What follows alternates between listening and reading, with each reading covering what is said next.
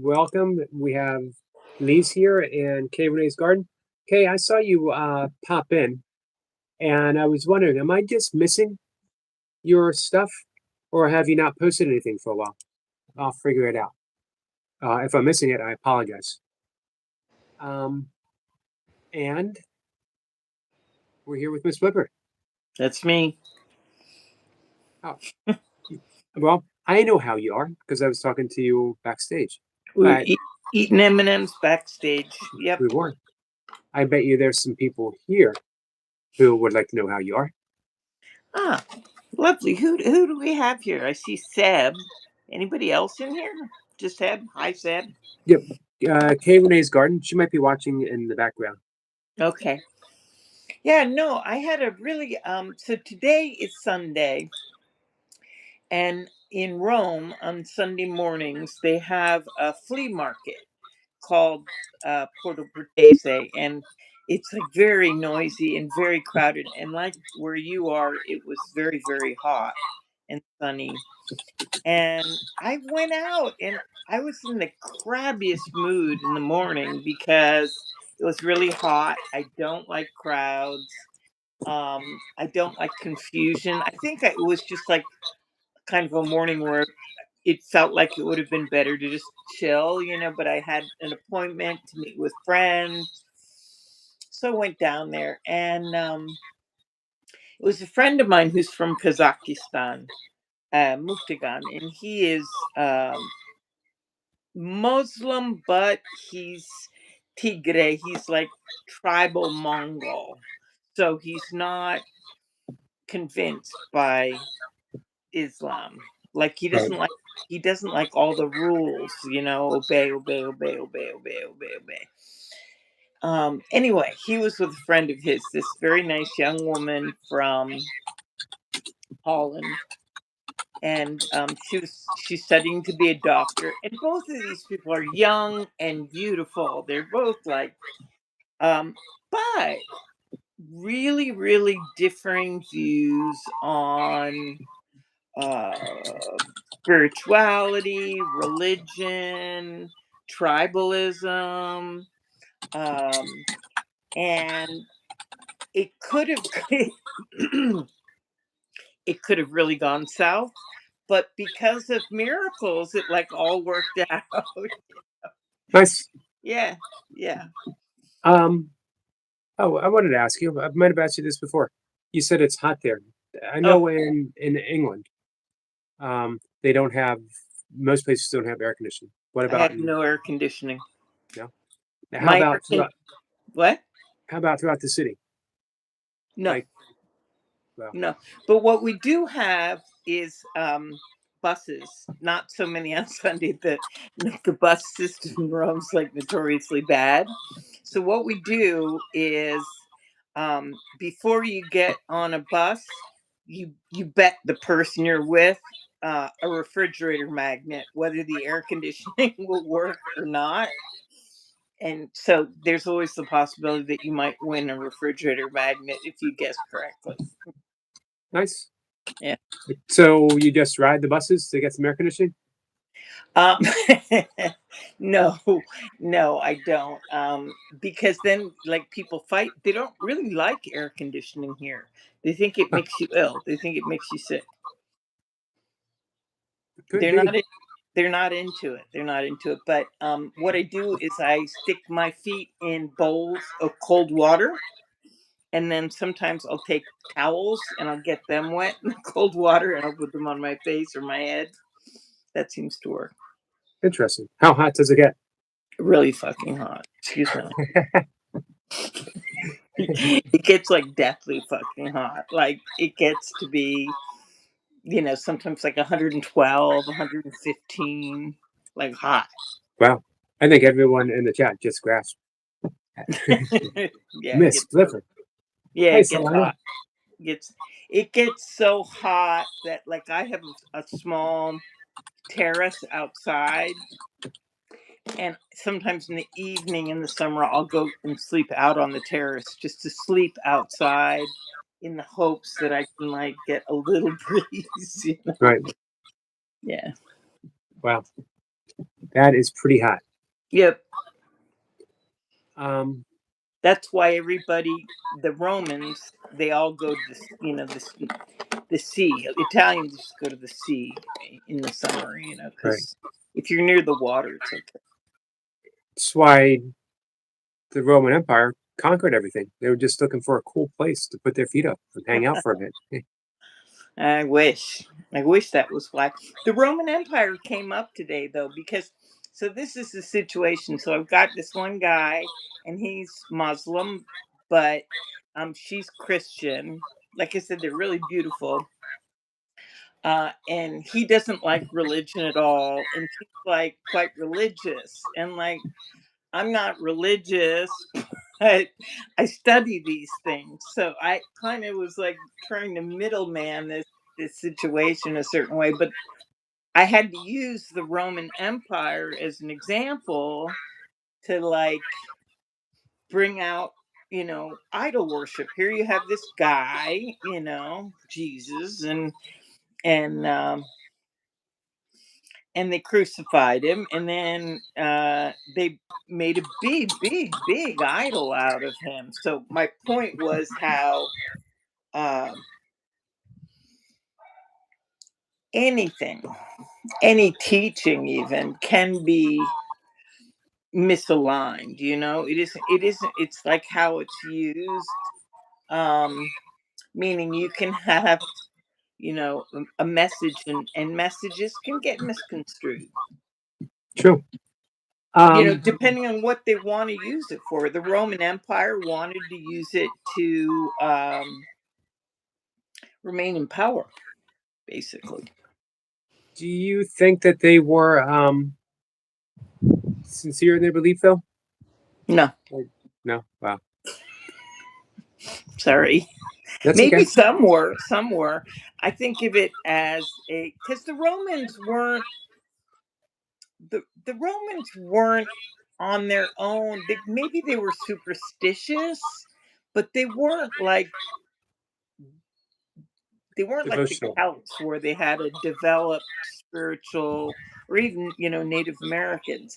They just kind of like, the Greeks have this or the Egyptians have that. They kind of like mix and match stuff, Right.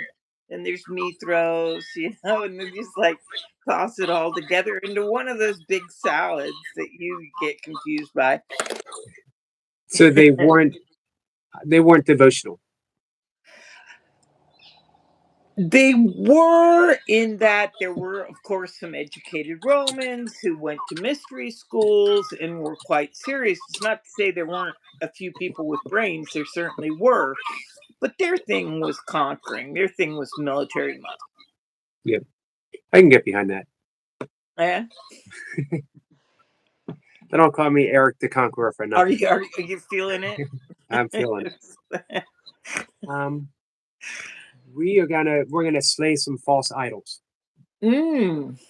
Yeah, well, that's the place to begin with. Is like part of the real uh nick to idols is that they're usually not made out to look like they're idols. They hide in those like dusty dark corners and pretend there's something else. Um, I see here the earliest mention that I can find, at least right off the bat, of idol is in chapter 7. Mm. As you can hear two voices, so you can see in two ways. One shows you an image or an idol that you may worship out of fear, but will never love. The other shows only truth, which you will love because you will understand it. Mm. Understanding is appreciation, because what you understand, you can identify with, and making it part of you, you have accepted it with love. I Yeah, believe I there's that's others. there's a whole chapter on like you know kind of what is an idol, or maybe it's called Beyond Idols or something, where it really kind of goes into a description of it. It's an idol is anything that you try to make it be what it is not, But which is like a lot of stuff, not you personally, but in general, human beings. part of the worldwide confusion. Right?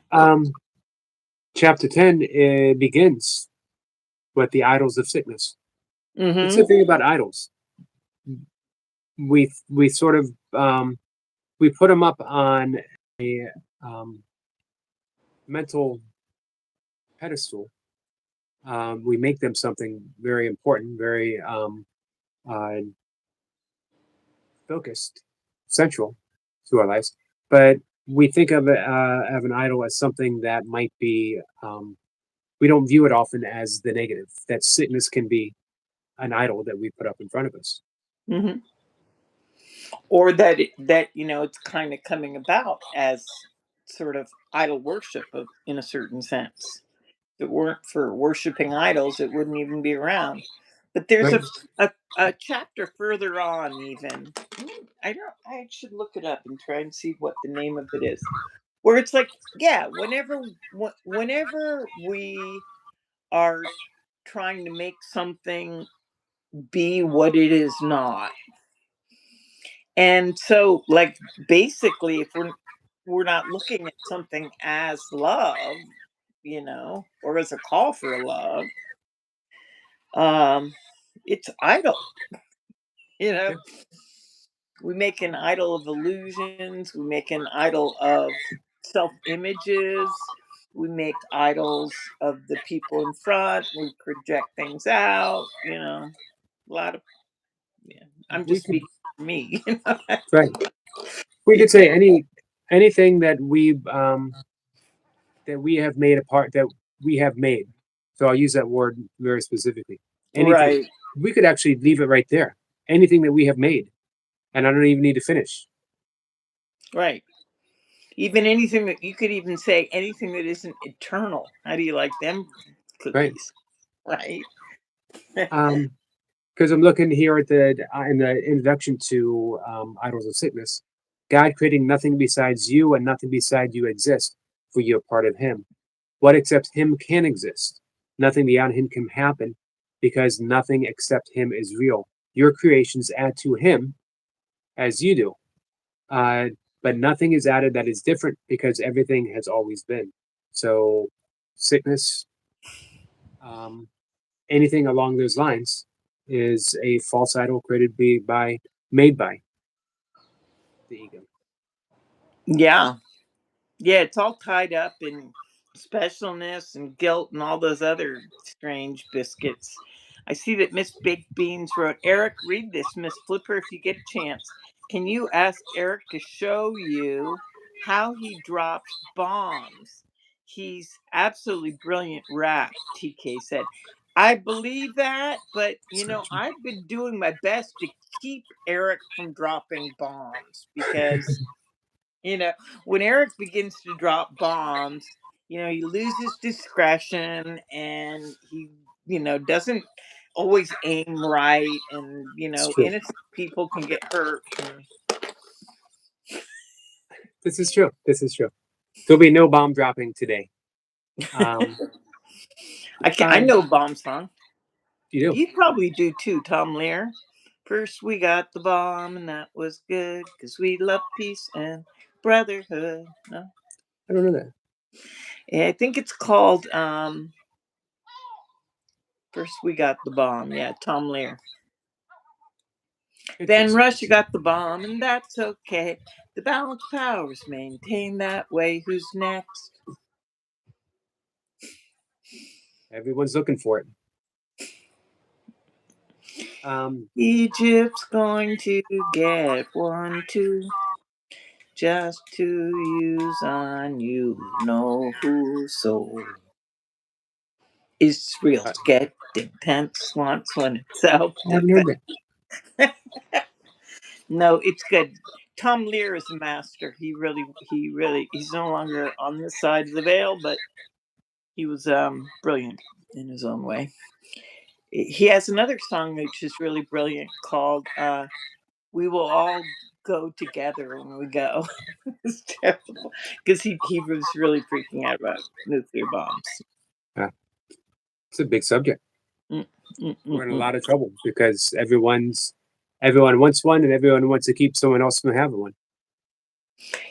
Yeah, there's already too many, there's yeah, just they should just like get rid of them all as far as I'm concerned. I agree. Everyone's afraid someone will hold on to one or sneak one in the back door. Or now that you have the knowledge, can you ever put the genie back in the bottle? Yeah, it's like, again, what do you want to give meaning to? But that's Roman Empire for you. They're conquer, have that Well, advantage. talked about that a bit last night Yeah. with not particularly nuclear bombs, but uh, warfare. That every war that we have right now began in the mind of either a single person or a small group of people, and they just said, "Let's do it," and it could just as easily stop. Someone could have an awakening and say, "This is ridiculous," which it is. Yeah, it's you could say in a certain very distorted way that somebody always profits from chaos, but to the extent that you're not really profiting if it's causing so much misery with so many other people, you know Right? Just amazing that you can. Um, Someone can get through the day knowing that they could stop a single person being killed, and they just well, and that sort of leads us back to the idols again, because we have made idols of leaders, power, power, maybe the most dominance, made an the idol elusive, out of dominance, right? Before we and go also farther, fear. Let's not forget fear. well, Made an idol out of fear. we have, and um, we could probably that could be the birthplace of every idol. If it wasn't for fear to escape it or to use it. Yeah, except we could. But again, like I said, like idol, the idea that something is an idol, it hides. It would never parade itself openly as being fear. It would say it's a threat or it's a danger or it's some other sort of like enticing way to present itself. Some Right? other seduction going on. Yeah. Buddha said hi to you, by the way. Hello, Buddha. We want to say hi to our friend Trending. Thank you, Trending. She's sharing us This off. is. Are we happy that Tiger King is in the bath with his yellow duck? Should we sing him a song? But he wants me to ask you a question. Is the fishbowl? Yes, the fishbowl later on tonight will probably make an appearance if he It will. gets out of the bath with his ducky. Meanwhile, we'll sing Rubber Ducky, you're the one. You make bath time so much fun. Rubber Ducky, you're the Rubber Ducky, I'm awfully fond of you. Rubber ducky, you're the very best friend I have, or something like that. Um, I want to take a moment quickly. Kind of Mm, little, miracle is a shift in perception, right? okay, that's one of those 50 things. It is, yeah. It is. And yesterday, when I had my guest, and I Hmm. don't have the opportunity to always participate in the chat, but I do look over, make sure, see if there's any Sure, questions. right. Um, and I don't remember what someone was saying, but someone new came in and they were doing troll stuff. I don't know what it was. Masterful um, modding by our friend Wasa, Oh who yeah. he didn't eliminate, he didn't time him out. He said um, something along the lines of, "Hey, why come in like that? You might come in and find that you get a lot out of this conversation. It's a really fun place to hang out." And the person came back in and said, "You know what? You're right. Wow. I'm sorry. I don't know if he Wow. I don't know if he That continued to is a hang out. miracle. It Talk is about that shift in perception. Wow. because Wesley could have timed him out. He could have said, hey, we don't tolerate that kind of stuff. Um, but instead, I don't know if he would say that he did this purposely in his mind. Um, he's just naturally a good guy. But that is one of the definitions of miracle in A Course in Miracles. For That real. No, amazing. Amazing. so big I big shout love out to that. Wesson. So the Me too. miracles are pouring in. Good, good, good. Now I see another message here from Miss Beans. What does she say? Eric, the challenges on MsBlipper is absolutely taking you to the cleaners. She's going to take your crown off you and me slipper for the best singer. No, she just liked the rubber ducky song. That's all.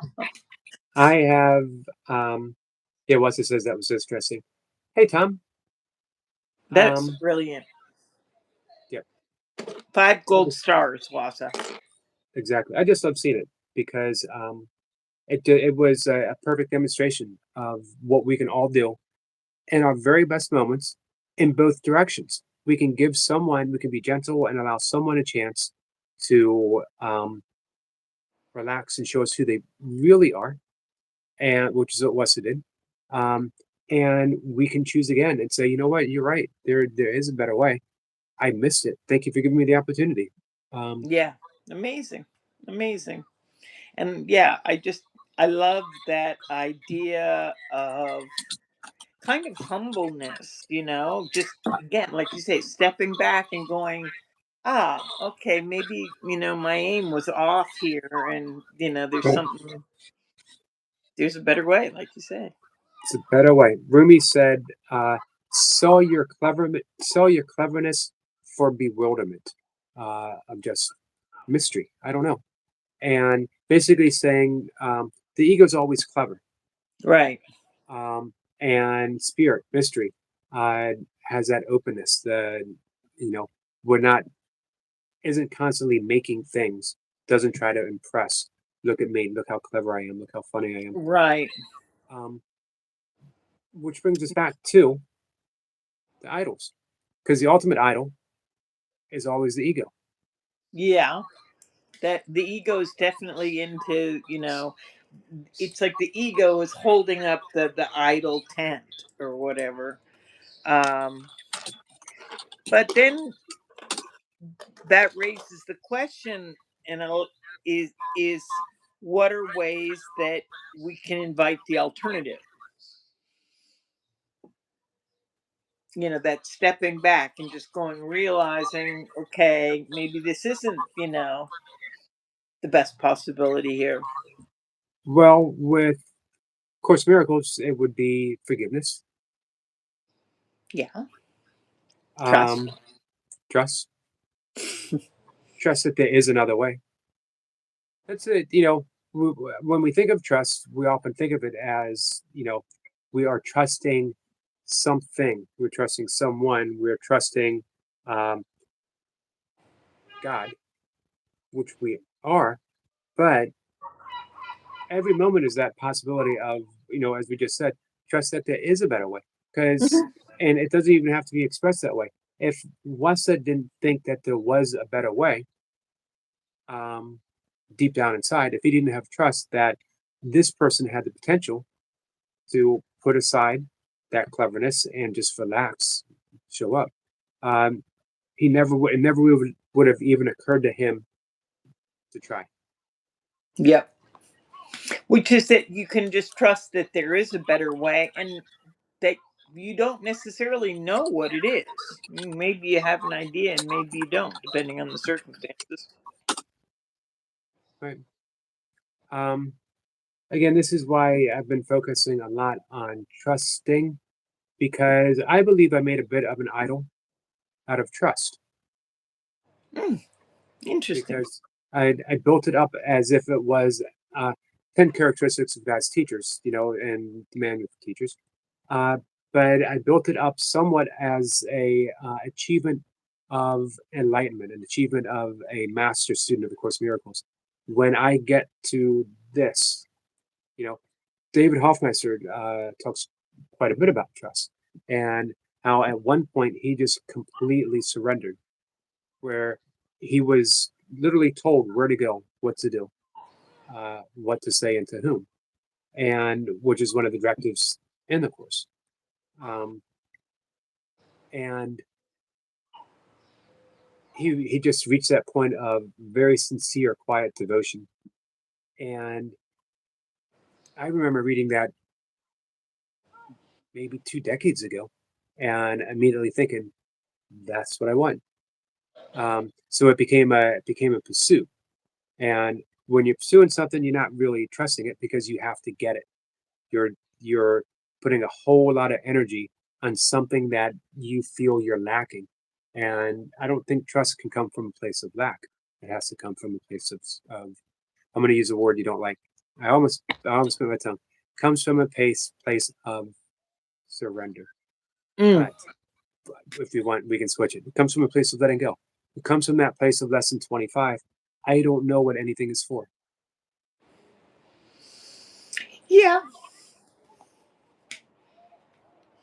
I just think it's, there's a thousand ways to look at it, but it's also the idea, the thing that comes to mind for me is whether we're looking at something as if it's inside of us, if you're putting trust out in front of you like a carrot or projecting it outward, like you said, an achievement, then it it hasn't necessarily been integrated inside, which is what we'd like to look at to Right. extend something, right?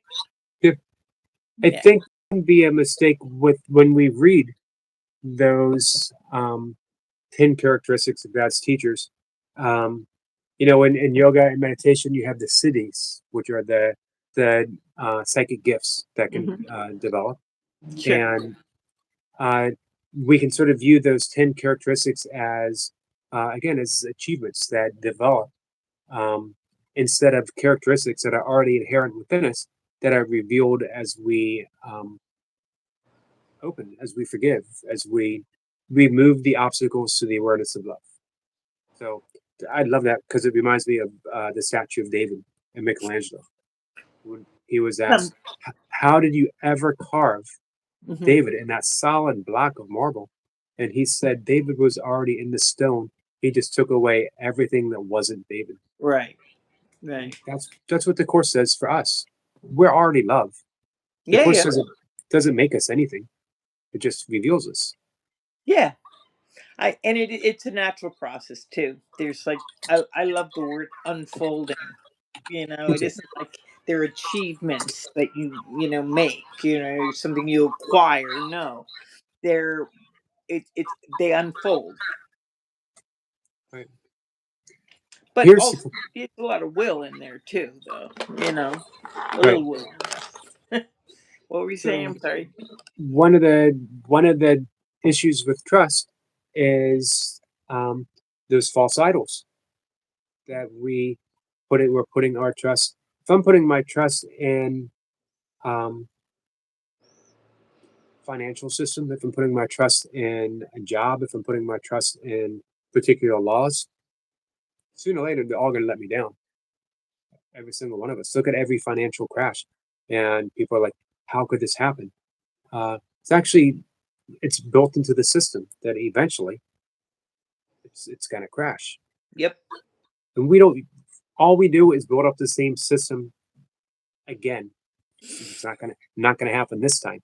Um, and as as without, so within, as within, so without, because we keep choosing internally the wrong teacher over and over and over again. Imagine if we made any of these decisions under the guidance of the Holy Spirit, how the one America to the world would look right now. Truly, truly. Um, for me, the way it came up this morning in the talk with the Dutch girl and Kazakhstan boy, uh, it was about fruits. It's like it came out in the form of form and content. To not get hooked, make idols out of the form, because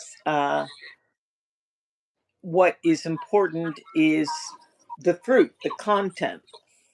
Right. Um, I was just reading similar with um, the frame. Yeah, same frame, form, same deal. And because, like you say, depending on what it's used for and how it's used for, you know, the ego can be quite diabolical in making idols, out of the same stuff and covering it up, even in like a spiritual or a blissful or a holier than thou or some other kind of form of specialness that doesn't really exist. Right, right. Want to talk about that in 1 second. Our friend New City Thunder Kitty says, "So Yogi, do you think our rebranding and name change is a good idea or a bad idea? Feedback is appreciated." Um, well, Is I've that done. New City Thunder Kitties? Yep, Is that the new name? that No. is the old name. Oh, okay. I do like that name because I just like saying it. But I'm all for rebranding if you feel what you're doing isn't working for you. And I've rebranded myself. At one time, I was just yogi doing burpees in my basement, I know. um, and uh, like little revelations at a time. I was shown um, what I wanted to do, what I felt very comfortable doing, and as I started heading in that direction, I realized that you know the name didn't fit uh, totally. Still and always just a yogi, but um, I didn't want to focus just on that fitness aspect. So, I think uh, New City, if you're enjoying what you're doing and the content you're putting out and it's working for you, um, so if the brand is working for you, I don't know if you need to rebrand. I don't know if we needed a new Coke. I'm going to say something really like on our example. Let's not make an idol out of branding. Branding Right, always reminds me of Donald Trump, like the brand Trump, write it on top of the Kennedy Center, Trump on top of the hotel, Trump on this island in Albania, Trump. right, right. It's I agree. I'm not the whole. I'm not convinced about um it's not that I'm not convinced. I don't want to go down the alley of how something is branded makes it or breaks it.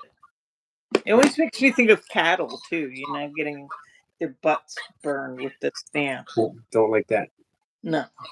Um, I'm not a big fan of change just for the I'm bored. Um, maybe in my like personal life, I might do something like that. Um, but if it's something that I'm very sincerely working on, I always liken it to what I learned as a meditation teacher is when you are learning to meditate, pick a form of meditation, stick with it for a little bit to let it work. Because if you don't, it's like digging for water and you dig a little bit over here, two shovelfuls, and you go, nope, no water. And then you run over here, another shovelful, no water. While someone else hits a spot and digs and digs and digs, and they strike water. That's the way it is with meditation. And I think a lot of times that's the way it is with art too. And I think of YouTube as being if you have a if you have a channel, uh, if you're a content creator, then it's your art, it's your expression. Um, Yeah. and you know, there might be a time to rebrand, but I'd approach it very carefully. Sounds sage. I wouldn't know any of those things because I don't really pay too much attention to branding. Not yet, anyway. Um, but maybe I think I'd like to see a MsBlipper YouTube um, expansion. I think the world needs more. I think people in the chat would agree. The world needs more MsBlipper. Yeah. There's this much Miss Blipper for now. Yeah, I try to expand. I really do. Extend, extend, extend. Here I am extending. Hey, I've considered myself extremely fortunate to have you come up and talk Bless once a your week. heart. Likewise. I feel it's a blessing to be here. I think we were able to unpack quite a bit in an hour and a half, sometimes 2 hour conversation. Never know where we're going to go. Anywhere from rubber ducky to making idols. You know, I was thinking of idols and relationships because every That's special very relationship, interesting. Yeah, very interesting stuff there. every relationship is We could, yeah, every we could rewrite idols and relationships. We could rewrite the world, Eric. We could just those two relationships and idols. right. But you know, I love the thought that our one we've made special relationships out of everything, and that our function, our role, is to um, turn it into a holy relationship every moment. Yeah. Um, there is something. It is a relationship. Like the holy instant is, it is a relationship. You know, so it's not again to look down on relationships at all because depending on what's using it, the Holy Spirit or ego could make the world a difference. In fact, a lot of what A Course in Miracles is about taking those special relationships and transforming them into holy relationships. Right. That I is. Go ahead. No, no, I you go ahead. I was got something else on my plate which is similar.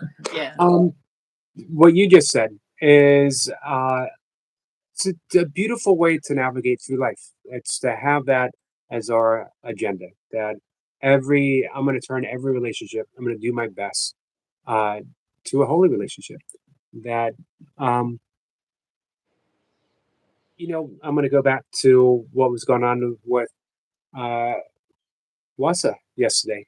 Um, that was literally a holy instant. It was actually uh, you know changing what could have been the special relationship of a mod versus a Mhm. troll Right. into a holy relationship of I'd rather see you, I'd rather you come in and show us who you really are, and I'm going to give you that opportunity.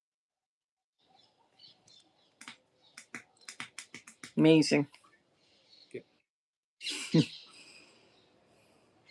No, I had a funny thought because somewhere in the course it terms like talking about holy instance, and this one might be more difficult for me to describe, but it talked about um, the Son of God as being one. You know, this one kind of one teacher, the Holy Spirit, da da da da, Son of God. There's a lot of confusion about that. But then I had this kind of revelation, little mini revelation that that Son of God really is all of us. And so that's how it comes into play. The whole thing about, you know, forgiveness, forgiveness, forgiveness, forgiveness, forgiveness, uh, looking to find the gold, looking to find what is blessed and holy in all of us. No, Right. because we're all the Son of God, right? Which is like even somebody you don't know, even the troll, you know. I Yeah. had a bit of a download with that very same theme Oh uh, wow. just the other day. Cool. That my only function was to find the light of Christ in everyone. Yeah. Simple as that. Uh, and to now, hey, we're going to circle back to trust because you know again when I lay aside the issue of trust and always being supported um, on certain things, and I see trust as I know without even a little bit of doubt that the light of Christ is in you, How nice is and that? I know, and I know that it's here in every single person in the chat, even Yeah. those who come in uh, and just want to troll. I don't have any doubt. I have ultimate trust that Right. that ultimately all there is the light of Christ. So if that's all there is, I can see it, Right. and I have laid aside my own agenda through forgiveness and have seen it in the most difficult people. I was able to do that with my difficult relationship with my mom to become her caregiver. Um, one of the most significant things I've ever done in my entire life was letting go of my agenda and Mm-hmm. choosing to see that light within my mom instead of seeing Alzheimer's, instead of seeing my difficult relationship, literally seeing who my mom really was. And it changed everything, not just for our relationship, not just for me being a caregiver and her needing care, but it fundamentally changed me and how I approached because I found my own light by looking for it in another. I just think, what if this is a big what if, but what if that trust, had something to do with finding or wanting or desiring or just acknowledging, appreciating that you, the wholeness in others and the freedom in others. I had the same thing happen this morning with those people. I'm telling you, like, I hadn't planned that. I hadn't worked it out in my brain, but it all worked out.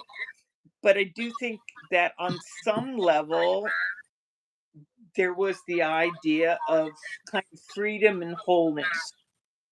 Like, these people are capable, they have minds, they can think, they have emotions, maybe they're not so far off. Maybe none of us is so far off. It's a different sort of lens we might be looking through. Right? I want to touch upon that, but first, Miss Baked Bean says, "Can you read this to her, Eric, please, Miss Flipper? Miss Flipper, honestly, think you should do your own live here. You have heard of a woman called Oprah Winfrey. You got the talent of her. Ah, that's amazing. I So like the sweet. sound. I like the sound of Oprah Blipper. Yeah, it's only one Oprah. There's one Oprah, that's for sure. She actually was in they made a big mistake with Oprah Winfrey in Rome. Like, she went into a shop to buy a bag, and it was like there's a very like posh shopping street or something, and so she went into this very like posh bag shop, and they didn't know who she was, like the people who like were selling these very expensive handbags or whatever, and they were like, no, you don't want to look at that one, like, because like they didn't realize that she's like a cajillionaire, and it was kind of offensive, and so she called them out on it later on. It wasn't good publicity for them. Hmm. Oh well. I met Oprah. Yeah. Yeah, she was a We're, newscaster here in Baltimore, okay. and she had a house in Columbia.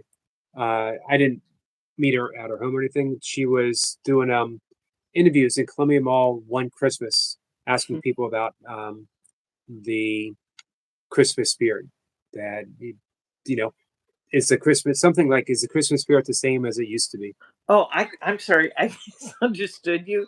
I heard she was asking people about the Christmas beard, and I No. was like, "Oh, that's a really strange.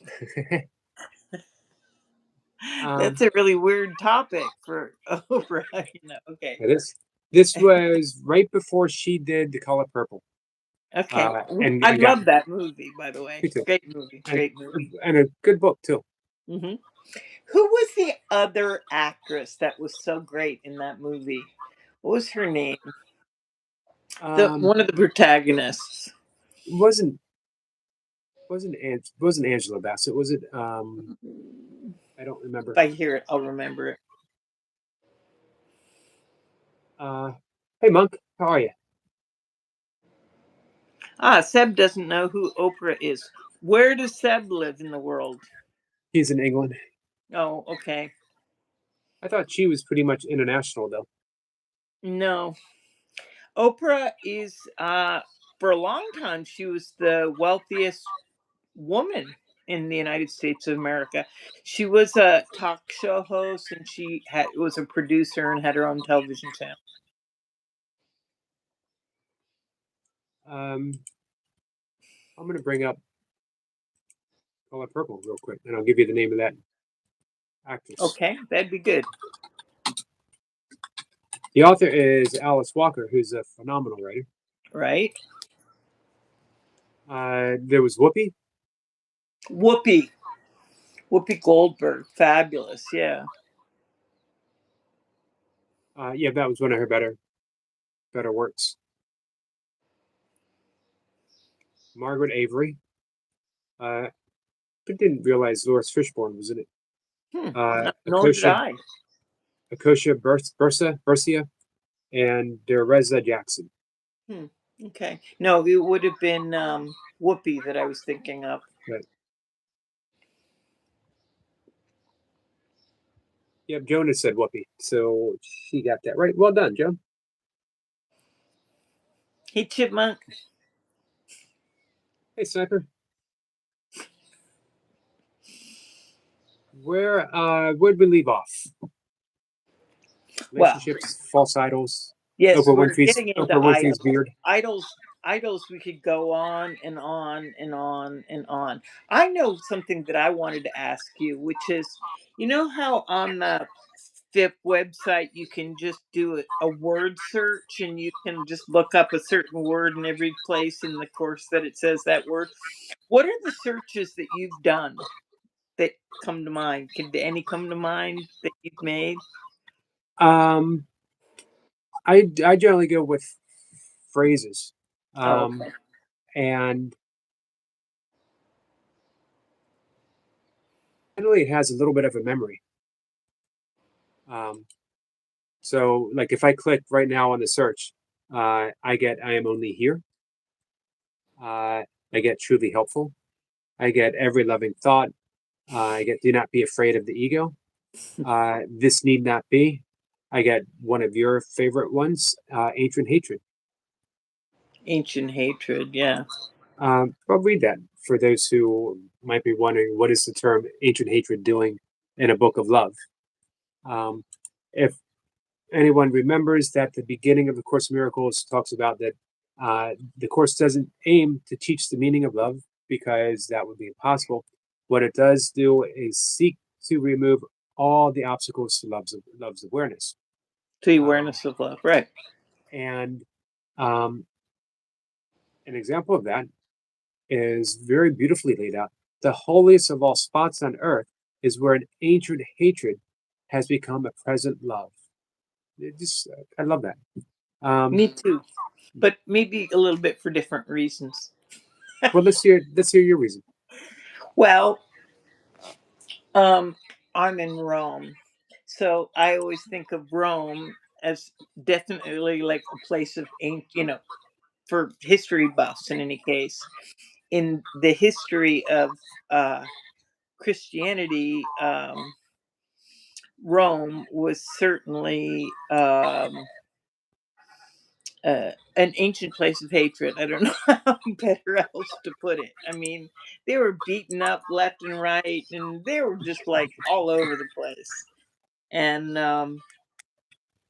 so there's, I think, a lot of guilt about that still kicking around. But how can that be transformed? So we can take that as a metaphor as to how we can take anything that's causing hatred and have it transform, like get transform into, with the help of vision and right perception, seeing it as something that helped out in the end, that wasn't necessarily bad. I don't know. It's just a question I stewed over a lot with the Romans. Right. Maybe it's because I'm here, but uh, how to how to transform guilt or illusion or fear into a loving situation. What's the answer? Well, being present helps, being present helps. Yeah, and Sometimes, trusting what? sometimes I wonder. Sometimes I worry about the depth of the collective shadow, the depth of the collective historical wound. And, um, I mean, when we think about just the example of Rome and how far back that goes, but how deep it is, because, you can't separate Rome from the atrocities of Christianity. True. And then you could go back even more ancient with Rome, predating Christianity and the expansion of the Roman Empire and whatever atrocities occurred Right. there. Military Um, industrial complex. It doesn't even have to be about religion. It can just be about um, eh, military right. dominance in general, collective dominance. Yeah. I want to give a big thanks to our friend Dude, who just has been a member for 1 month. Thank you, my friend. Hey, thank you, dude. Hey, the Rational Man show is here. The who? Alonzo, Rational Man. He Okay, was there he is. one of my first guests. Yeah, Uh, I saw it. yep, I came up twice, and just wonderful, wonderful. Um, That's different than Rational Man Ricky, or the same? Rational Man Ricky, same. That's it. Okay. Um, as well, America is going to be 250 years old, and we're A super baby. afraid. A baby. It's A like baby, a newborn but on the face of the earth. Right. but think of we've never addressed the shadow of Ooh, America, I did and this morning. I addressed America's shadow this morning. well, now that that's done, Yeah, we can all move on. with the Dutch in Kazakhstan. Yeah. Uh, Yeah, I was basically talking again, starting with the Romans, you know, taking the name of, Jesus, and like making it all, distorting it out. Basically, it was about idol worship. That's what I was talking about. Like, the Jews have something against idol worship, so it's like a big no idol worship to the Jews. So it would have been a big no to Jesus too, which is ironic because they took that figure, that name, that time and place, and that situation, and I mean, you just can't not see the idol worship of Jesus in Rome. I mean, it's right, everywhere. We have it every half a block. There's a church with, that going on. So I brought it up in terms of North America, as so then we had these like white Europeans, um, Puritans and whatnot, going to the North American continent, and that was a bloody hell of an extermination on the North American Native American. Oh my lord. Because it was across tribes. It wasn't just one tribe. It was, Sioux, Shawnee, Cree, Apache, this is like Lakota, on and on, right. Pueblo, just and it truly was. It was genocide. It It was was, genocide. it was, um, and it continued for a horrible length of time, and the after effects are still lingering. And not to mention the fact that the American Empire itself was built on the blood and the sweat and the tears of Slaves. slavery. Yeah. Um, and the thing is that, you know, people say, well, let's not look at the past. Let's, I can agree, let's heal the past. Let's look at the shadow, acknowledge the shadow, and let's heal and then move forward with creating new karma. It's Well, the ancient hatred. How do you, take the ancient hatred there and make it a current love? The Native American before the white European had a hell of a lot of stuff going on that got destroyed along with that. They were the first em- environmentalists, not leaving things dirtier than you found them, walking silently, Right. You know, they have like a lot of amazing things going on culturally. I sing praises, you know. I sing Um, praises. I just got a super chat with a wonderful message. I don't know who you are or what you stand for, but I wish you good luck. What a beautiful How message. lovely is that? Amazing. Thank you, my friend. So beautiful. I love that. Always after your Lucky Charms. Yeah, they can have them. I'll share it. I'll share a bowl. Um, However, the lentils are mine. I do think of you when I make lentils, but for me, lentils is a winter food, not a summer food. With the exception, sometimes I put it in a rice salad, like cold lentils with black So, olive. remember, Esau sold his birthright to Jacob for a bowl of lentil soup. It's good stuff.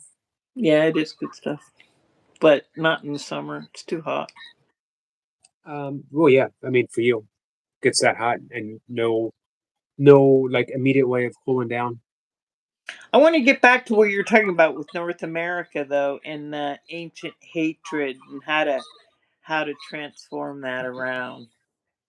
How does that become a current love?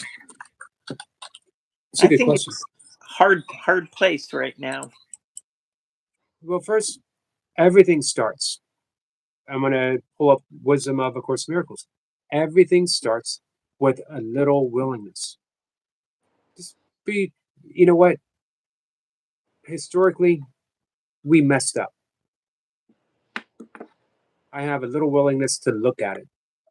And then I don't have to have an answer right now, but I can say I'm willing to let the answer come to me. I'm willing to explore the answer. I'm willing to explore the answer with other people. I'm willing to explore the answer with people who are suffering the consequences of America's karma in this present moment. That we have a system that is put in place that sustains systemic racism, and no one wants to address that. And I don't mean to get political. This isn't saying that America is, right now inherently a racist country. We're saying that we have things put in place Right. that are outdated, and we've never addressed them. We never pulled them and readdressed everything. Uh, Systemic racism. I think people mistake the word systemic with systematic. You know that there's Americans right now who are trying to systematically um, make it a one race nation or something like that. But systemic means that it's built into the system. Hmm. Yeah. I think there's a lot of stuff that's systemic going on in America. There's racism. There's misogyny. Capitalism itself is built on the predicate that some people are worth less than others. Right. And hey, say that in the wrong company and you're shouted down as a socialist or a communist Yeah. or Fine. whatever. It's like bring it on. It's like okay, I'll be your. I Who was it that said if America truly wants to be a Christian nation, Hmm. fine, let's try it. Let's live by the principles of Jesus. I'm not a Christian. I would love to live by the actual teachings of Right. Jesus. Right. Pre-Roman. Right. Yeah. I'd have no trouble with that whatsoever. Right. Yeah. Me neither. Yeah. But I think a lot of um, Christians would have a heck of a time adjusting to living a life uh, fully based upon the teachings of Jesus. And I think that's displayed with the absolute refusal to ever consider hanging the Sermon of the Mount in a courtroom and taking down the Ten Commandments. Yeah. I would have to go through some steps of seeing how radically far it had come away from those teachings. Um, Interesting. Yep. Tiger King just got out of the bath. That's the longest bath in history. That's like a 6 hour bath, I think. Got it. Um, So glad this, Rubber Ducky, made it out alive. you know, touch and go there for a little bit. I was just wondering, have I missed my favorite time, the fishbowl? Get back and let me know. God bless to my two favorite people. Make me so happy. God bless. It's a nice Bless message. you, Tiger King. What a sweet message. Bet you're feeling like a clean bean now, Mr. Bean. Actually, we just hit an hour mark, All so right. that was a good time to bring out that fishbowl. You haven't missed the fishbowl, Tiger King, says Annabelle. I'm glad that everybody's filling him on that. All right, I'll go get it. It's right over here. Tiger King's going to be my first fishbowl and hand jump. Good Ha! idea. The fishbowl. Look how much progress we've made. We did, but we made quite a bit last week. That's right. Was it sad putting them all back in? But it's fun cleaning them up off the floor and like putting them in the big retreat bag. Tiger King, I have no idea what's it up. One fell in my lap and then the one that I pulled. So I'll read the one I pulled first. Ah, Tiger King, it says, do not interpret out of solitude, for what you see means nothing. So that another way of reading this. It says, do not interpret out of solitude. And that's another way of saying anything that's real is shared. It's almost the definition because you can't share illusions. Right? Isn't it And sort of funny that uh, we have our private illusions, and yet we're collectively experiencing them. As you said, we can't share the illusions. We can project them, and we're all experiencing this, God mass, knows we do, right? Yeah. right? And simple solution: extend love. You know, we don't we don't teach love. We don't teach. Imagine if we taught people um, from day one, you are love. But I maybe not that way, but I do think we do teach love by example. And because those experiments that they used to do on rhesus monkeys where they put like a little, they found that if they had baby rhesus monkeys and they covered a wire rhesus monkey and it didn't have cloth over it, it wasn't warm, the baby rhesus monkey would die. So uh we wouldn't be here if not for love. Like it is totally a part of our survival as a species. You Truly. know, Margaret Mead on a talk show was asked, Mhm. um, when did she? What was one of the first signs that she uncovered of advanced civilization? Wasn't it And like cooperating of some sort? Yeah. it was a broken femur. Yeah. And the host was like, "How could that possibly be a sign?" And she said, "Because it was healed." And before that, at one point in history, uh, when someone had a broken femur, they were generally left behind because they couldn't hunt, they couldn't protect, and they were one more mouth to feed. But the healed broken femur, the mended broken femur, that the person didn't die of this. It happened at a certain point in his life, and then he Mm. had it years afterwards. Means that someone or someone's stayed and cared and tended and loved and allowed him to get better to become a participating member um, of the community again. And that was the sign. That was a sign for her of an advanced civilization, a display of love, a display of kindness. Yeah. I think we're not taught it as a subject in school, but I do think that we're taught by example. Um, Dalai Lama said that if meditation was taught in school, particularly meta meditation, loving kindness meditation, war would be eliminated within a generation. Just teaching loving kindness meditation, teaching empathy, and it is demonstrated that I don't know though. Um, I'm going to use an unpopular example here, probably on every side. Uh, I don't know if Donald Trump was loved the way he should have been loved. And I mean that sincerely, though. You know, if you hear stories about his father and His mother was no great shakes either. his mother said, "I hope he doesn't become president because he's a stupid man." Imagine saying that about your own son. Um, so I think that's like not really true. Like I don't think she really. I think that's like something that somebody made up. But I anyway. I've always heard it as an actual quote. Hmm. But and regardless if that is true or not, there's other examples that she just Right. was not a loving person towards any of her kids. Even the grandkids said she just wasn't that wasn't her style. Yep. Um, and I I forget which actress. Uh, she was really um, uh, criticized for all corners when the war in Ukraine and Russia broke out. She wrote a poem about if she was Putin's and how she would have loved him, and he would have been a different person.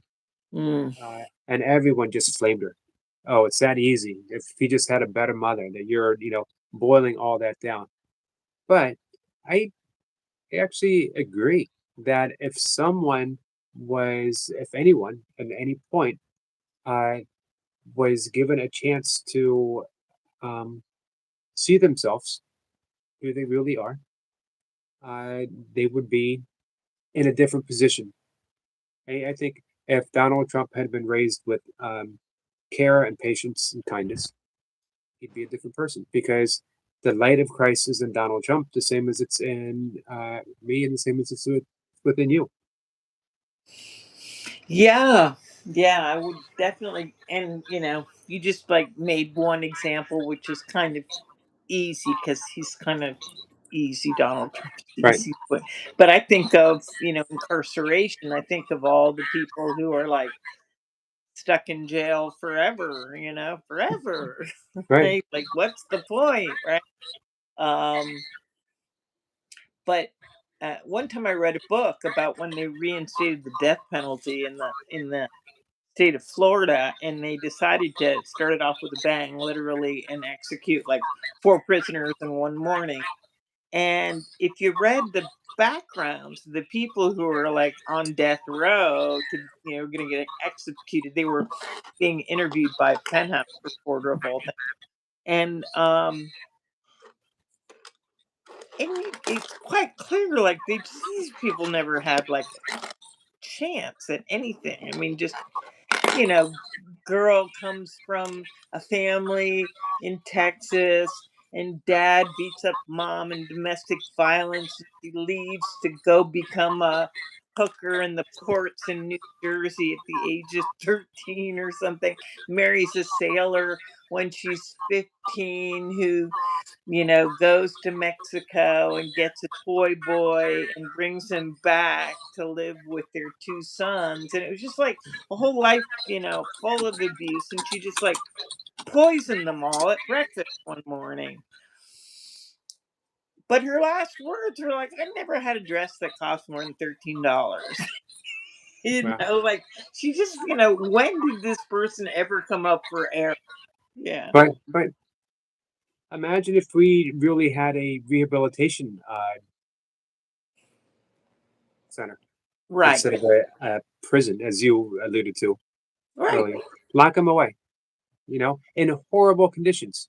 And then after they've been in a horrible place for a horrible length of time, set them free and hope for the best, Right. where everything is stacked against them.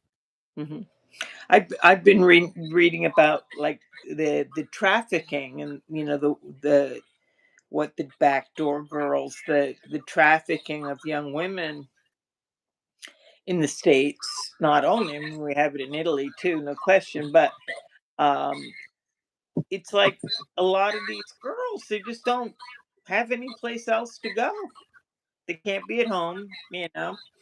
They Right. don't have they don't have another job, way to make a living, place to live, you know. So I just don't think it's I don't think it's rocket science to come up with, a meaningful activity. No, But you know what it is? It's a miracle. It's a shift in perception. It's seeing things, a little willingness to see things a different way. That we have anything that doesn't absolutely reek of capitalism is uh, considered wrong, if not evil. well, Um, just the idea that it has to be somehow. There are a lot of great ideas that don't get a lot of play because they aren't considered profitable. So it's like become that profitability is the marker as to whether something gets play or not. right, Water, desalination, clean water, I think that's kind of important, basic for everybody, but it's a real struggle for a lot of people in the world. Well, they have all the goods, they have all the machines, they just haven't made it profitable yet. Same with recycling, haven't made it profitable yet. right. And of course, the world continues to suffer. On a lighter note, Sissy would like a imperative. All right. Ask her, Sissy, would you like the one that fell on the floor or would you like a new fresh one? You have your choice. You can have the one which naturally slipped out on the floor, or I can pull a fresh one, or both. It's entirely up to you, Sissy. And who else? Who else has been hanging out with us and wouldn't mind an imperative?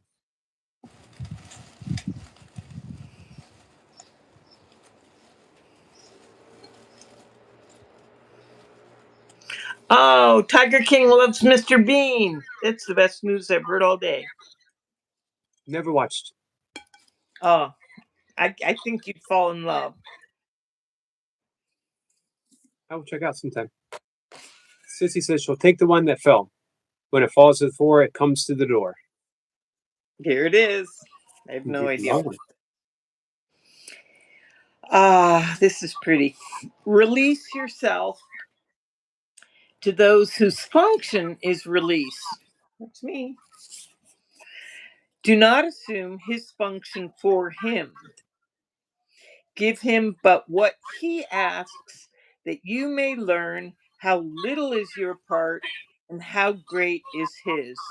That kind of gets back to what we were talking about yourself. So release yourself to those whose function is release. So that's the Holy Spirit's function, you know. Such a beautiful thing to that's what we want to offer people. We want to offer people freedom and wholeness. Anna wouldn't mind an imperative. Hannah, okay.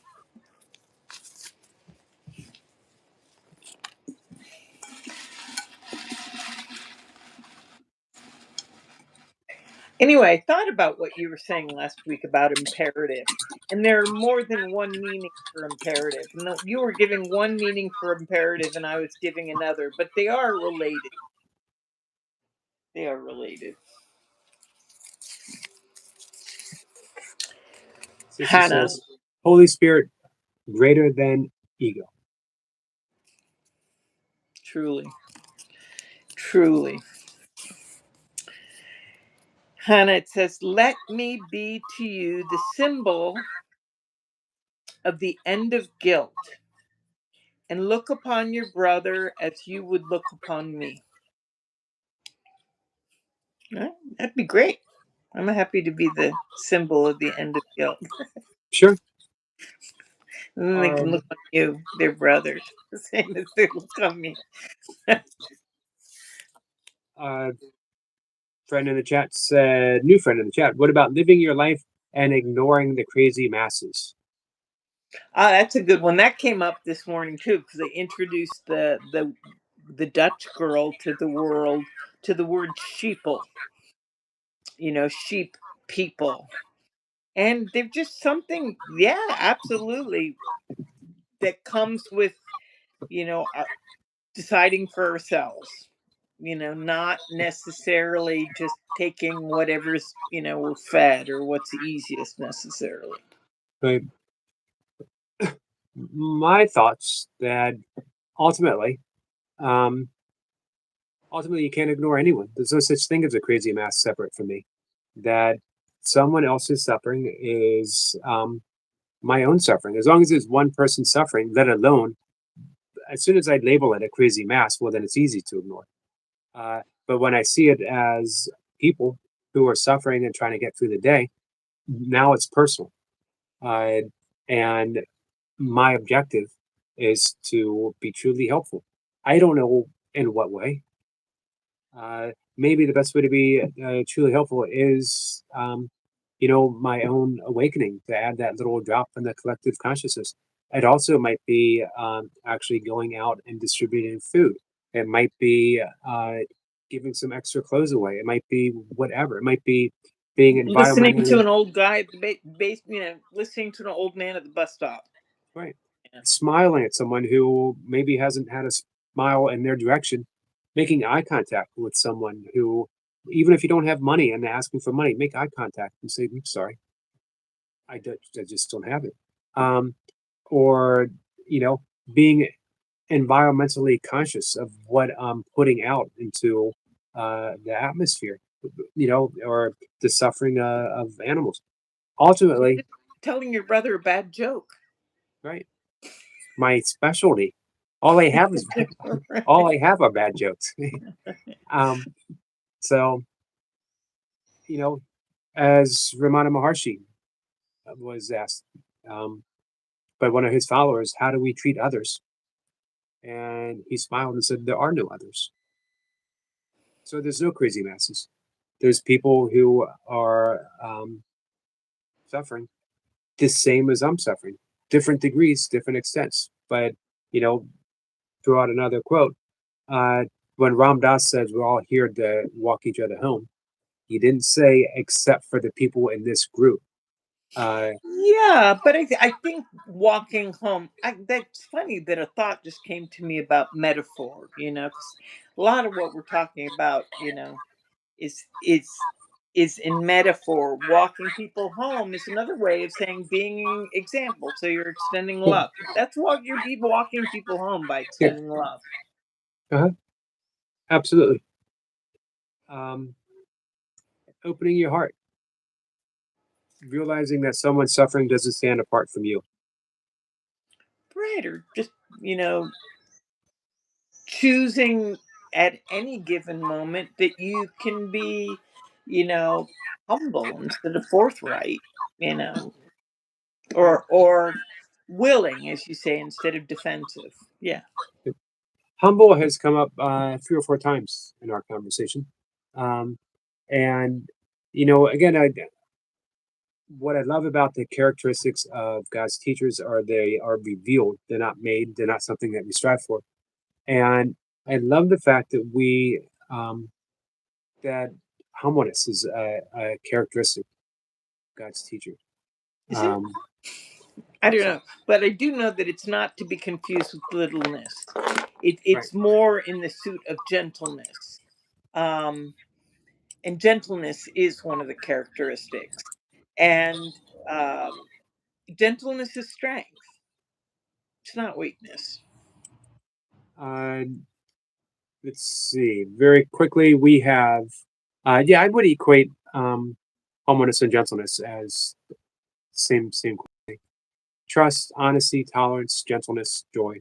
Mhm. Defenselessness, maybe one of the most misunderstood, um, I think, of all the characteristics. Generosity, patience, faithfulness, and open mindedness,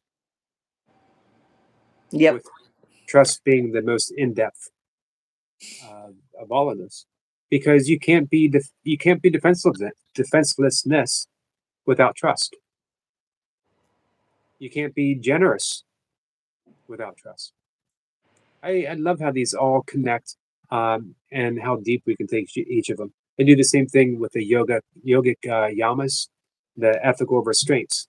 Like the first one is ahimsa, practicing harmlessness, Mhm. and it's called a restraint because as you restrain from harm, the opposite grows. It's like tying a knot in a garden hose, and then you turn on, and the water backs up and gets bigger and bigger and bigger. It's the same thing. When you restrain from harm, then kindness flourishes. Yeah, although a, a lot of the metaphysics, in my opinion, in the course is that things metaphysically don't necessarily operate the same way as they do in the material world. Meaning, you know, I give you a marker, I give you a highlighter, and then I'm out one highlighter. No, Yeah, it kind of works in the opposite way. You know, you give, you keep what you give away exactly. because you're making Um, it real. Yeah. and that is what we're asked. What we are asked to do ultimately is a paradigm shift. I love one of my simple go to is God thinks otherwise.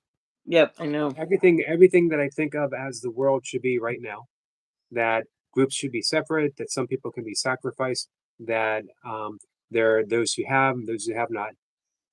God thinks otherwise.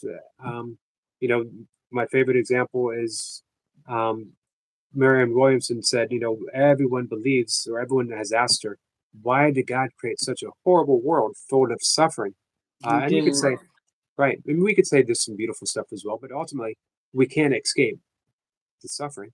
And part of that paradigm is that some people can be sacrificed, that some people just are, luckier, better, more fortunate than others. And those who didn't make the cut, uh, it's horrible, but hey, that's just the way the world works. And Um, isn't that just all like conveniently um connected to judgment, you know, right. working in correlation with it? But it doesn't, none of that goes anywhere.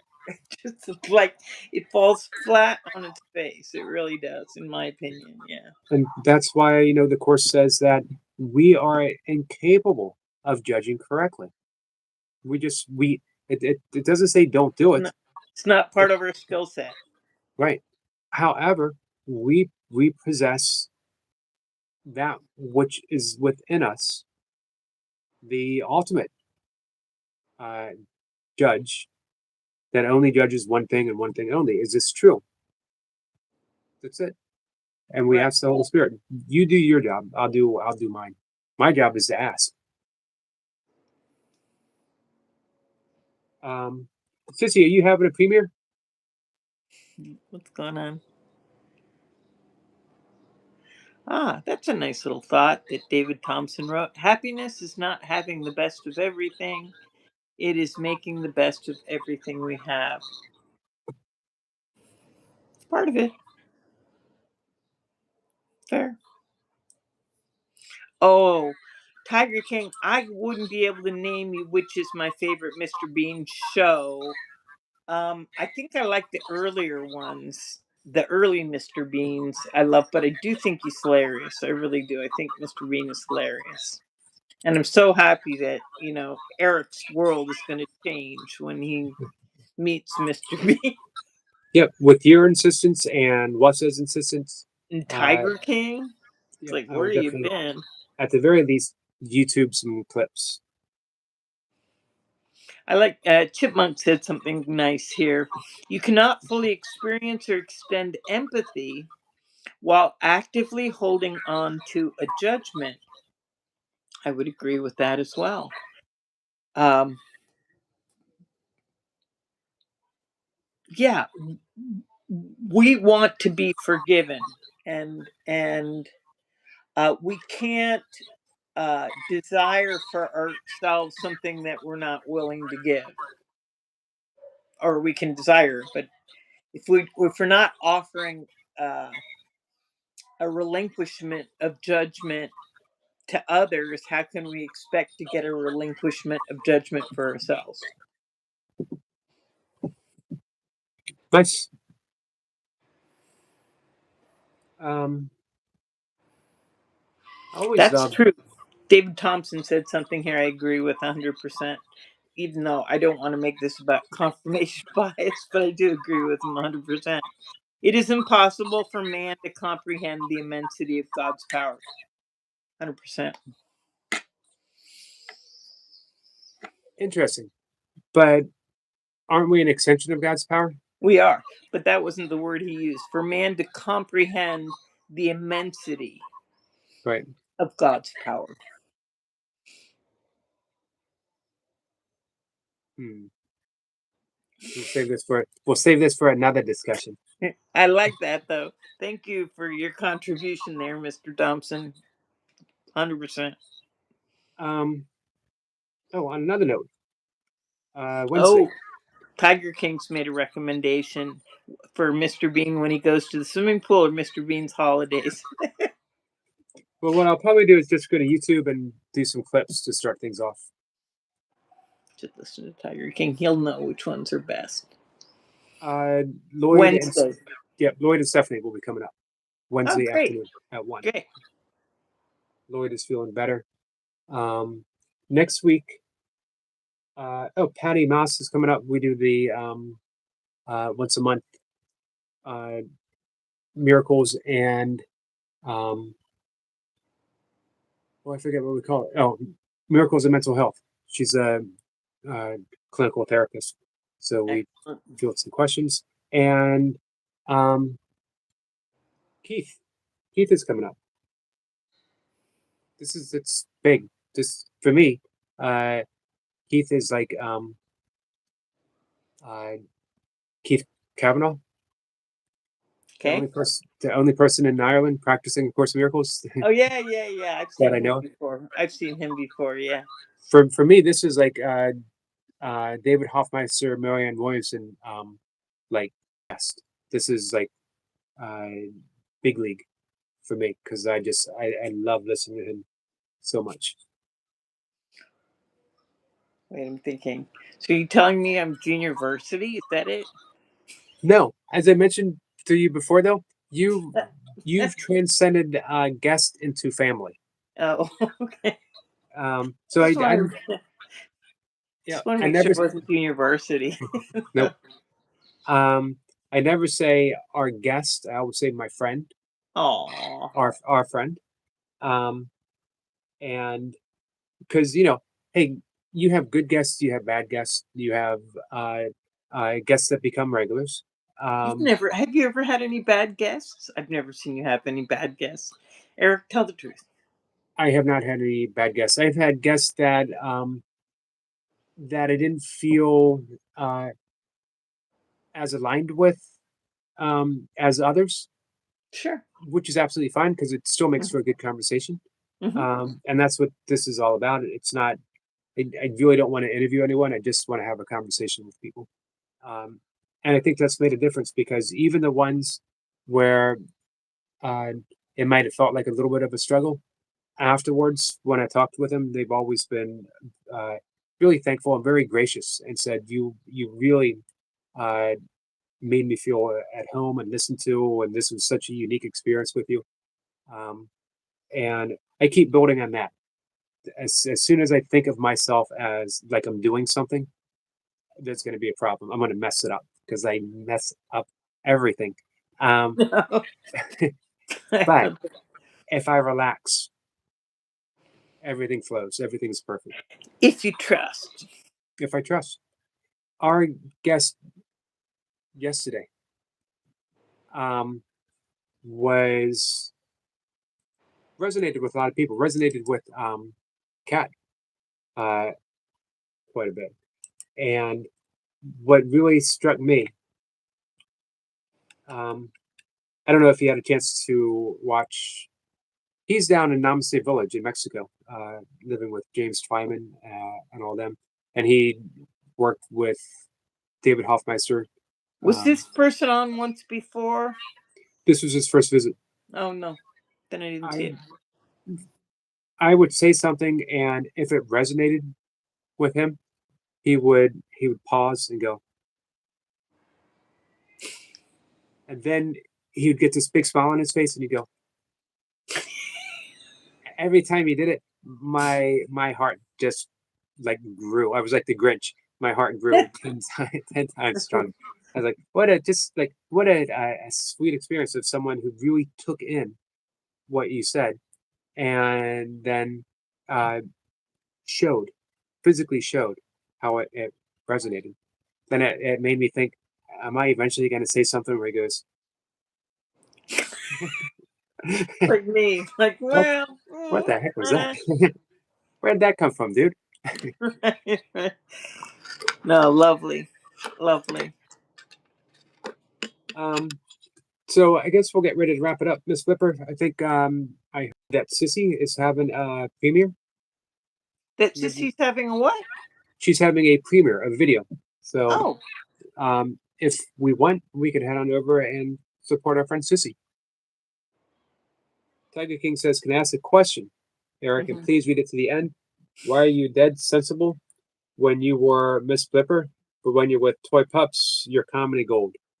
I like to think I'm comedy gold wherever I am. Um, but we actually, I think you and I are pretty good with our humor together.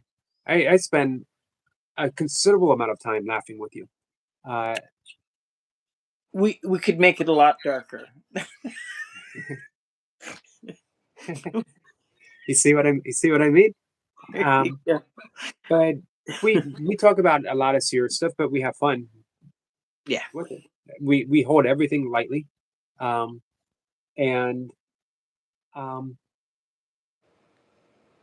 with toy pups, the funny thing is that I could be laughing and have a really good time with toy pups, and but we can also take it deep with her too. She can take it like straight to uh, a mental health discussion in an instant, and offer people help and insight.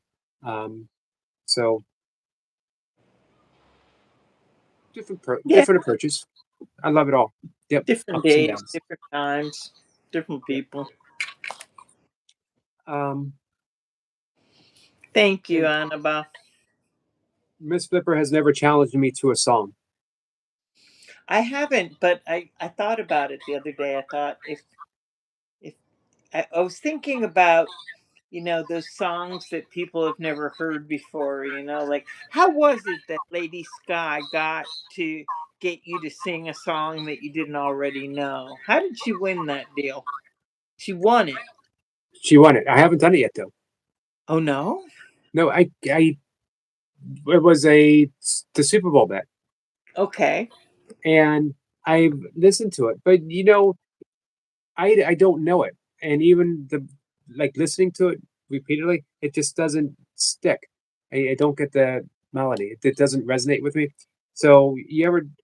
I'm afraid if I try to sing it, it would just be sort of parroting, not even going with how the song is supposed to be. I would almost be like I'm reading a poem or something. Hmm. So if that's what people want me to do, I could do that any day. But if they really want me to sing it, I'm trying to get it, but I don't. Because almost every song I've sung is an old song that I've been singing in the shower my entire life. I That's hear the you. main difference. Tiger King keeps wanting me to rap.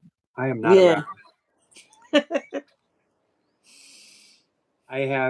What did I do? I think I've rapped 3 times on a live stream, much to mine and everyone else's regret. Nobody regretted. Why would they all be asking you to do it again if they regret it? They must have loved it. Tiger King's the only one who's asking to ever hear it ever again. I cannot sing Nessun Dorma because I don't know the words, but I do. My favorite opera song is Casta la Diva. You can look it up. It's from the opera Norma. It's about a Celtic priestess who falls in love with a Roman soldier. Did you read Cypher's comments? No. Just a little bit ahead about judgment. Therefore, letting go of judgment isn't just a polite moral choice. It is a structural prerequisite for empathy. It's also the only way that we can like really be honest. Um, which is to say, you know, admit that our judgments don't have anything to do whatsoever, have Okay. no relationship with truth. We won't get Um, in. We won't recognize heaven. yeah, we did. It's like if you want to go with the premise that the truth is true and that there is a truth, yet alongside that is, it doesn't have anything to do with your judgments. Right. To see clearly, the lens must be completely cleared of subjective verdicts. That's a beautiful sentence. To see clearly, the lens must be completely cleared of subjective verdicts. How beautiful is that? Love that.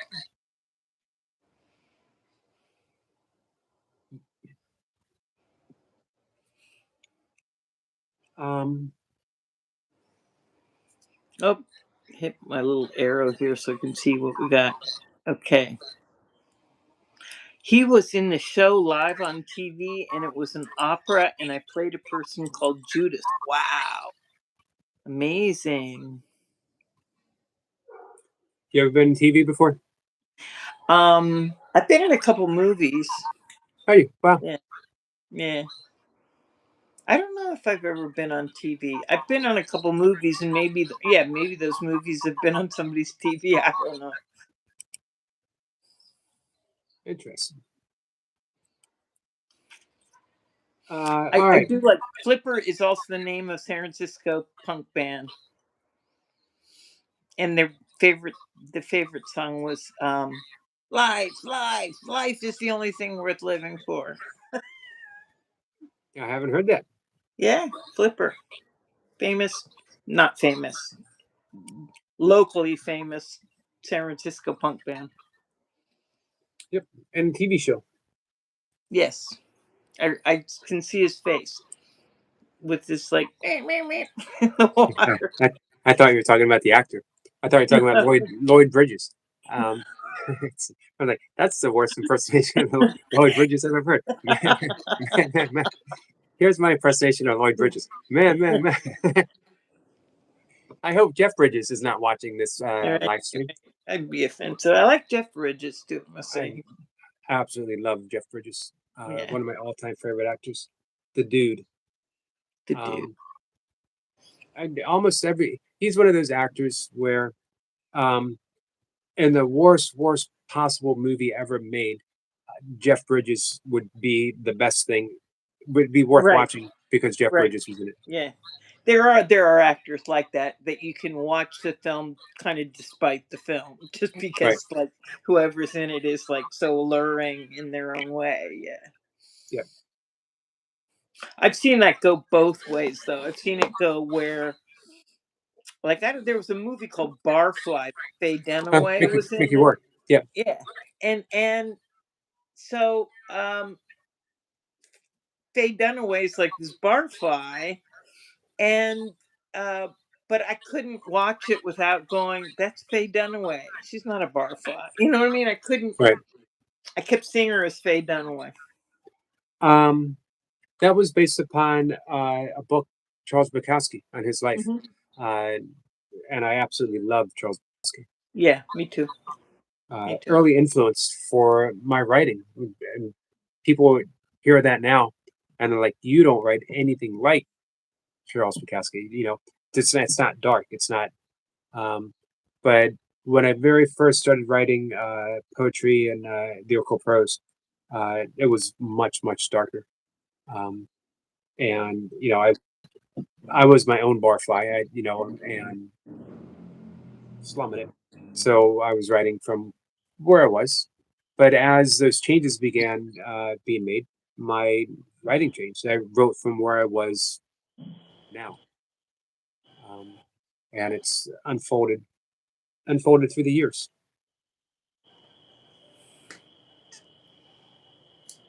Yeah, he is a very brazen style. Right. Um, there's what I love about Charles Bukowski that in his roughest, uh, bottomless pit of despair poems, you'll catch a little line of It's true. hope, It's faith. true. Or even sweetness. Right, Sometimes sweetness we'll is a have good like a word. little sweetness in it, just like, this like kind of barf vomit on everything, horrendous and ridiculous and ludicrous. And then there's like this little gem of joy somehow. Yeah. Right, Yeah. definitely a favorite. Um, all right, MsBlipper, we're going to wrap things up. All right. Thanks for coming by Tiger on a King, Sunday. no worries on my name. I don't care if it's Blipper or Flipper. It makes no difference to me whatsoever. It's a wrap, guys. Yep. Tiger King, you should share your video of you acting sometime with all of us. But everyone would love to see it. And we want to. You want to see a video of my acting? Is that what you said? We want to see one of yours too, if you have one. No, I want. What I want is I want to hear your review of Mr. Bean. I'm really looking forward to that next week. Want I you to give us a review of Eric's review on Mr. Bean. I would Take definitely watch some take clips notes. Take all notes. all through the week. I was in a college movie Yeah. where when I was, I think, at my biggest, my heaviest, full head of hair, decked out in a leather jacket, and I played a vampire, an attack vampire. I was Very cool. the head vampire was a woman, and I was kept um, leashed until until I was unleashed and set to attack. And I have it on uh, VHS tape down in my kitchen. No idea how to play it, Hmm. but I'd like to get it. Uh, so I'd love to share that here sometime to see if people would even recognize me at. Um, and then there's a behind the stage thing like that he filmed when we weren't being filmed, and he was doing like the making of. And I was paid. He asked me if I would do it. He was a bartender. He paid me in alcohol, Oh wow. and we drank all the beer. And I don't remember the exact conversation, but he was like, Do you want to keep going? We don't have any more beer." And I was like, "What do you got?" And he said, "We got Zima." I was like, "Oh man, all right." And then I just started drinking Zima all night long. Do you remember Zima?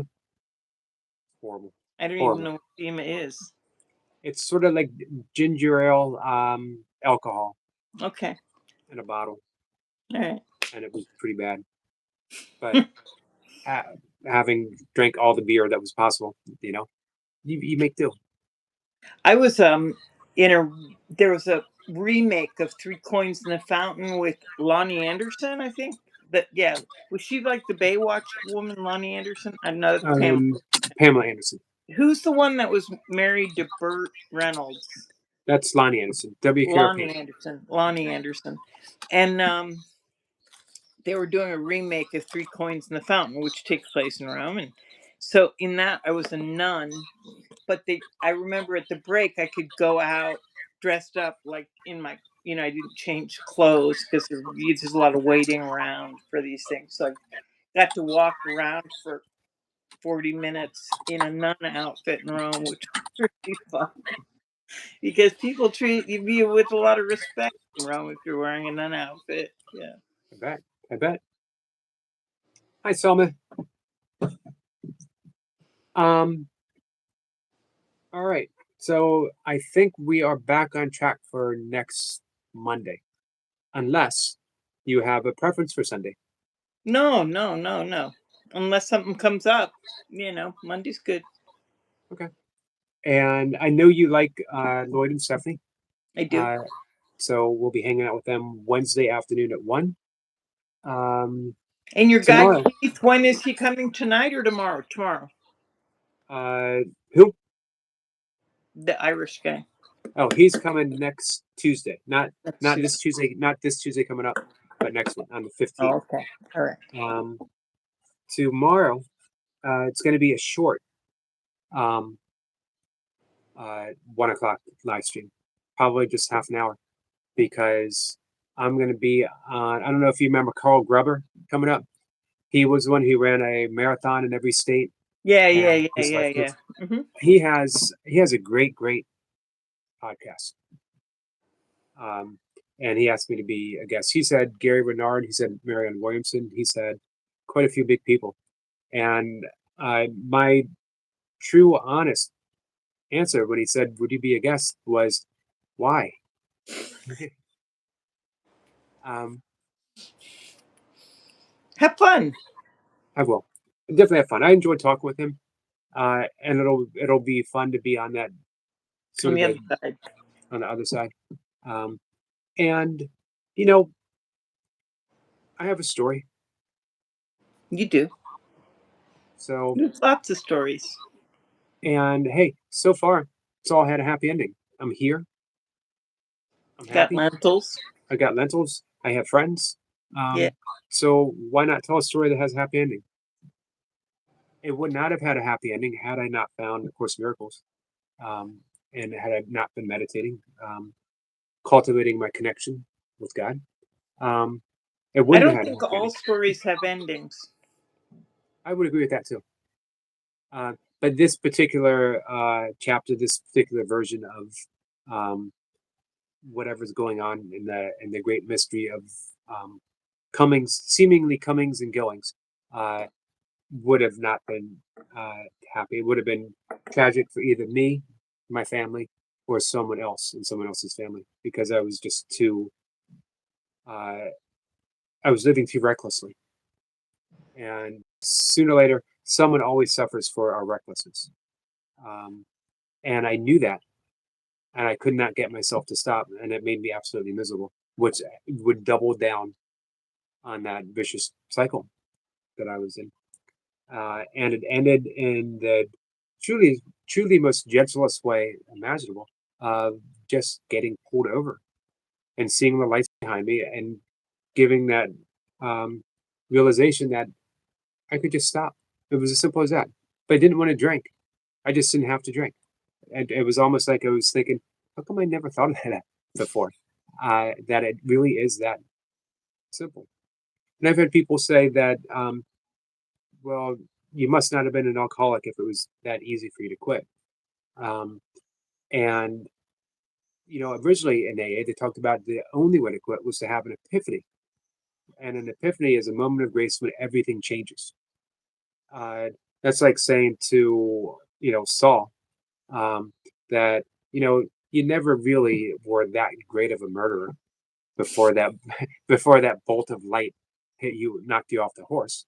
Um, Sometimes you give it a gift, and as with all gifts, you don't want to question where it came from. It was a gift. Yeah. I was given a gift of sobriety.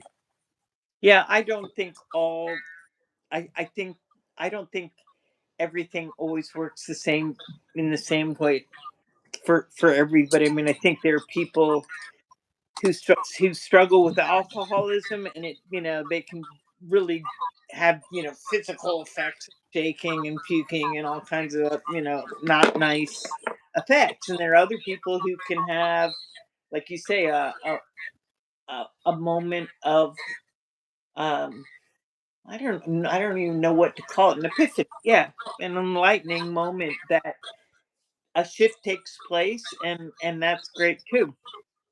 Right. Absolutely, they're all valid. They're all valid, Yep. but they're not all the same. No. They're yeah. I always like using that example of Saul's conversion to St. Paul, um, because he didn't need, uh, and I'm not knocking therapy or 12 steps or anything else, but St. Paul didn't need to go to an ex-murderer, meetings once a week in order to stay St. Paul. He was in that flash of light. Uh, he, metaphorically speaking, I don't know what really happened, but um, I was going to say the jury's out because some people think he hit his head on the rock, right. So when he I fell heard off the also, horse. yeah, I also heard that it was a epilepsy that he, but regardless, he did leave his past life behind. Phew! There's a great painting Bless by you. Caravaggio in a church in Rome, in Piazza del Popolo, of that scene of him falling off the horse. Yeah, a lot of things changed. Paul changed a lot of things, but I mean, I'm not blaming anybody, not even their own. I'm just happy. Like, I just find it amazing that in a 2,000-year-old game, Chinese Whispers, that we even know the name. You know that through all the struggles and all the witch burnings and all the cathars and travels and you know Right. misalignment and forms of religion here, there, and everywhere, that anybody speaks anybody's name still is amazing. Amazes me that, but it amazes me that we're even still here when you think about the trials and tribulations of our every ancestor, from like our grandparents on Right. down, where any possible thing could have, you know, one one mosquito in the wrong place at the wrong time. Yeah. Uh, one woolly mammoth uh, falling in the wrong direction. Uh, one tar pit, you Well, know. plagues. Today where we had breakfast with the doctor girl and the guy from Kazakhstan was just across the street from Tiber Island, which is where my daughter was born. There's a hospital there, but it's been used for medical purposes for like more than 2,000 years, for medical purposes. But The same little, and it's not a big. It's a little atoll. It's not even. I mean, it is an island, but you know takes exactly 3 minutes to walk across it. It's tiny. But it was used as a leper colony. It was used to put people from the plague, to separate but the sick people out. And a lot of people didn't make it during those episodes, but there were survivors. Yeah. it sort of makes me feel bad when I consider, tracing just uh, the possibility of me at every generation, uh, from whatever single-celled uh, creature stepped out of the primordial ooze, as my ancestor, surviving all the way up to me. And then when it came to kids, I was like, I don't know that the biological track that's I'm more from the school. I do believe in reincarnation, me personally. So I don't I go with more. I get on the metaphysical shit. There you go. Yeah. um, I'm an either yes or no. I go with, what the course says about, if it's useful. If it's a useful teaching tool. Yeah. Originally, just from my own uh, yogic and Buddhist, reincarnation played a big thing. Although I actually preferred the Buddhist term of rebirth, um, versus reincarnation, and uh, I love that thought when after my father died, that he was already in the process of rebirth right now. That every molecule that made up his body was now something else. That I could see my father in the wingtip of a butterfly, or in a petal of a flower. That those molecules were already now something else, but also him. Yeah, it's true. What it is about it that's relevant now. But Right. I like the idea of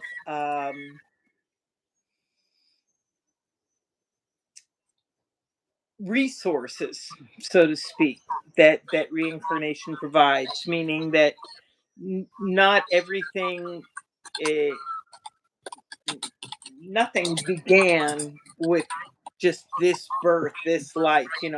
I would never have it limited to just this life. There's a lot more going on. That's why I always love the term, or interdependence that they use in Buddhism. Hmm. Uh, that I don't exist uh, without the butterfly in Madagascar Right. right now. that everything is truly, truly interdependent upon Yes. everything else. I always thought that uh, um, uh, Yeah, because then you can get into the dimensions and things. Get your light on for a second. yeah, Yeah. I just for me personally, I don't. I just can't believe that everything's necessarily on the surface. I just like I don't know. I like the idea that there's stuff that is not necessarily seen with the senses. right. I like the sense of reverence it gives me, Hmm. that that interconnectedness, and not just here, but as you said, interdimensionally. That we think of connectiveness as just things of the earth, but the earth is existing in relation with Cosmos, right. And what is the cosmos existing in relation to? right? Stats says, who's on the panel? This is our friend MsBlipper. Stats. He stats. Shout out stats. And hey Daniel. Uh, so yeah, that walking gently in in the enormity, the infinite. Uh, just seems. This is why it's why I'm a vegan. It's why I don't step on insects. It's why I pick up worms and put them aside. Just how I want to live my life is with that gentleness and reverence for Yeah, everything. yeah, it's a wonderful way to do it. I like also the thought that there is that two things, vision being one of them, that there is seeing that doesn't take place with the visual eyes, that seeing that kind of goes along with intuition, no? Um, that, and I can't remember what the other one is. Um, Oh, Stats said, "Howdy, never saw your face and didn't say nice to meet you." nice to meet you. Stats is an old Yeah, friend. vision, and what was the other one? Communication. There you go. So, if one of those words that you can look up in the FIP website is the word communication. So, communication is, like you say, the interpenetration of all these things, the butterfly over here and there, and all those effects, and the interdimensionality of all. Um, Communication is like that too. So nothing's like not just surface level. Right. Also makes you realize, the depth of communication. We're always in process of communication. Every thought produces form on some level, no matter how subtle. Right. And that really would bring us, if and maybe we'll do this next week. That would bring us to talking about responsibility. If every thought produces form on some level, no matter how subtle, then we truly are responsible for having that mind training that the Course offers, or Buddhism offers, or Kabbalah offers. That it, to use a fancy word, it behooves us to entertain loving thoughts, to not be to the point where we're, uh, retentive about, oh my God, I had this thought. But when possible, we allow ourselves to entertain more loving thoughts in every situation. Yeah, definitely. Um, Definitely. And all that um kind of communication entails about that. How does that work? How does that work, but how does that come through? How does that come across? How is that extended? How is that welcomed? How is that invited? And how on the other hand it can also be impeded and blocked and you know neglected, negated, and you know right, right. All right, MsBlipper, we hit 2 hours. Let's do it. Let's go goodbye. Bye, everybody. Bye, my Love you friend. all. Bye. Guys, we'll see you. I'll be back live 5:25. We're just gonna hang out. Who knows? There might be a song or two, but there will be no rapping. I can make that promise No right now. rapping.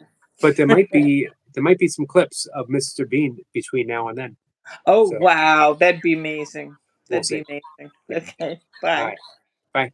Take care, guys.